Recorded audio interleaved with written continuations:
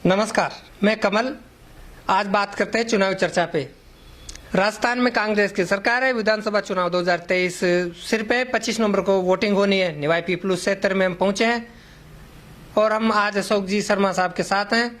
निवाई पीपलू की जनता का क्या मूड है? कांग्रेस सरकार रिपीट होने के चांस बढ़ रहे हैं। बीजेपी किस प्रकार से इनको मात देगी? क्या कुछ संदेश देती है पब्लिक में जाकर के? क्या आह्वान करती है? किस प्रकार से पब्लिक का मूड बदलना चाहती है बीजेपी? देखिए, कांग्रेस सरकार ने काफ़ी कमियां छोड़ी हैं, काफ़ी पेपर लीक हुए हैं कांग्रेस सरकार में। और जी हाँ अशोक जी, क्या कुछ कहना है आपको? राजस्थान में कांग्रेस की सरकार है। देखिए कमल जी, आपको निवेदन कर दूं कि ये बाबर और अंग्रेजों की जो कूटनीति रही है ना, कांग्रेस उसी आधार पे चल रही है। राजस्थान की भोली भाली जनता है, पिछली बार वोट किया, इस बार भी ऐसे ही कर देंगे। और राहुल जी आए थे, राहुल जी ने बोला था कि पूरा कर्जा आपका माफ कर दिया जाएगा 10 दिन के अंदर।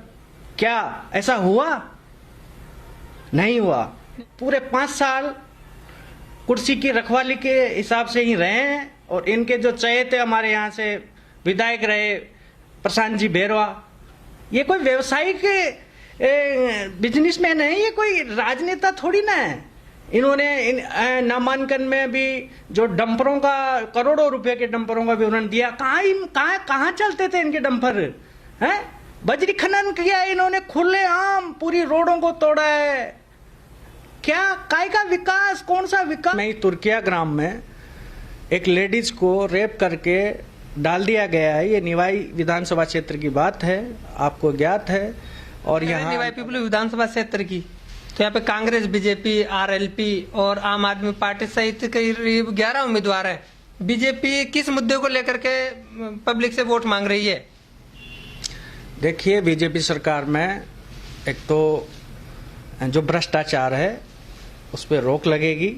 गरीबों की सुनवाई जो नहीं हो रही है, वो सारा सब कुछ यहाँ रामसाई जी वर्मा कैंडिडेट हैं। वो बहुत सीधे सरल स्वभाव के व्यक्तित्व के धनी हैं, काफ़ी मेहनती हैं। और पिछले कार्यकाल में भी उन्हीं का टिकट था, लेकिन कुछ कारणोंवश पायलट जी की लहर की वजह से वो जीत नहीं पाए। लेकिन अब की बात भी वो फिर से दोबारा मुकाबला है। किस प्रकार से रामसाई जी पिछली जो कमियां रह गई तो उनको किस प्रकार से बुला पाएंगे और अपनी जीत कायम करने के लिए क्या कुछ करेंगे? प्रशांत जी के राज में तो पूरी जनता परेशान है साहब। निवाई बस स्टैंड से होके बसें नहीं आती हैं।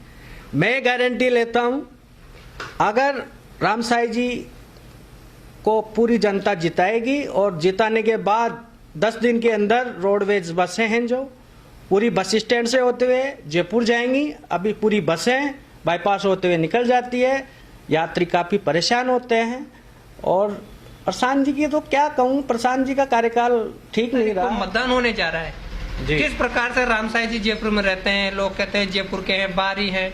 किस प्रकार से पब्लिक को समझाएंगे, किस प्रकार से उनको संदेश देंगे? देखिए कमल जी, मैं रामसाई जी को करीब 15 वर्षों से जानता हूँ। इन्होंने पहले यहाँ एनबीसी में सर्विस की थी, उसके बाद ये जयपुर शिफ्ट हुए हैं। यहाँ लोकल रहने वाले हैं, स्थानीय हैं। ऐसा नहीं है कि वो बाहरी हैं, बाहरी नहीं है, वो यहाँ के स्थानीय नेता। शहर के अंदर काफी चर्चा का विषय है कि पोस्टरों के बारे में क्या कहना चाहेंगे? रामसाई जी के ऊपर ऐसा एलिगेशन है, क्या कुछ कहना चाहेंगे आप? कमल जी, मैं मानता हूँ आपकी बात को। ऐसा हुआ था, कुछ असामाजिक तत्वों ने जो पोस्टर लगाए, तो वो नीतू इनकी पुत्रवधू थी और वो मामला कोर्ट में विचाराधीन है। उसमें आप रामसाई जी के ऊपर तो कुछ आरोप लगा ही नहीं सकते साहब। ये तो कोर्ट का डिसीजन है और वो रामसाई जी के पक्ष में हुआ है, तलाक हुआ है। और इसमें तो रामसाई जी का कोई ऐसा मेरे को लगता नहीं है कि वोट बैंक पे कोई प्रभाव पड़ेगा ऐसे पोस्टरों से? आपका क्या कहना है?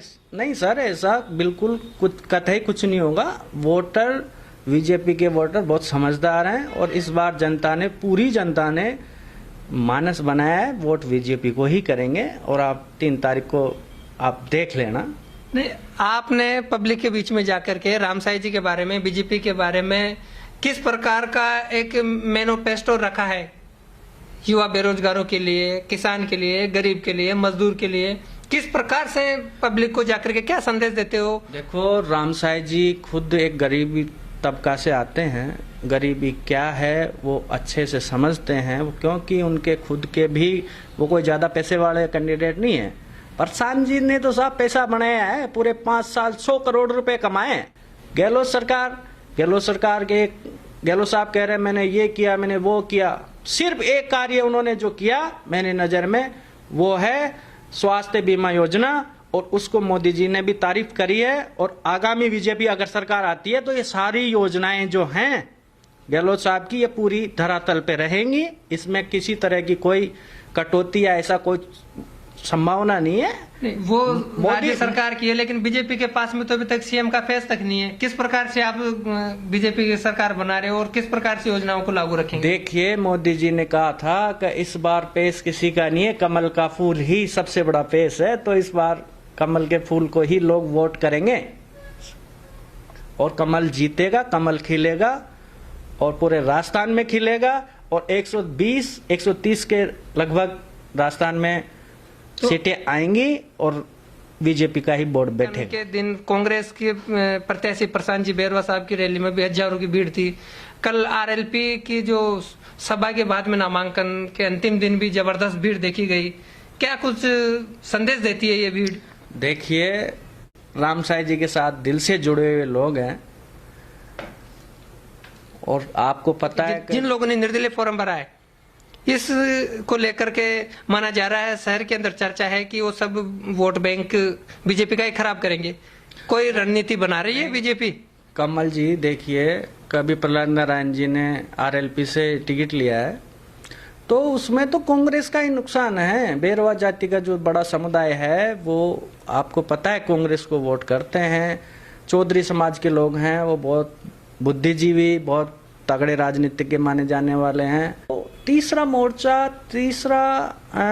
यहाँ जो पार्टी है वो सीट नहीं निकाल सकती, तो इसका पूरा बेनिफिट सीधा सीधा बीजेपी को मिल रहा है। जी के साथ भी काफी लोग थे, आपने देखा है, और जो रूठे हुए लोग थे राम साई जी ने उनको मनाया है और साथ लेके चलेंगे। उन्होंने बताया है कि अपन सब पूरा परिवार एक साथ हैं और एक साथ रहेंगे और इस बार कमल खिलाएंगे। लेकिन राम साई जी अगर एमएलए बनते हैं, किस प्रकार से जनता की सेवा करेंगे? आपका क्या अनुमान है? कमल जी, इसमें ऐसा है कि बीजेपी पार्टी बहुत जबरदस्त पार्टी कर रहा हूं। कमल के फूल ने 376 धारा हटाई है जो काफी समय से विचाराधीन थी। राम मंदिर जैसे भव्य मंदिर का शुभारंभ होने जा रहा है। ये सब कमल के फूल की ताकत है, मोदी जी की ताकत है, ये सब एक एक वोटर की ताकत है। अन्यथा आप देख ही रहे थे 70 सालों से ये सब सेंटर का मैटर है। ग्रामीण स्तर पे, शहरी स्तर पे, विधानसभा चुनाव में बीजेपी के पास में मुख्य मुद्दा है क्या?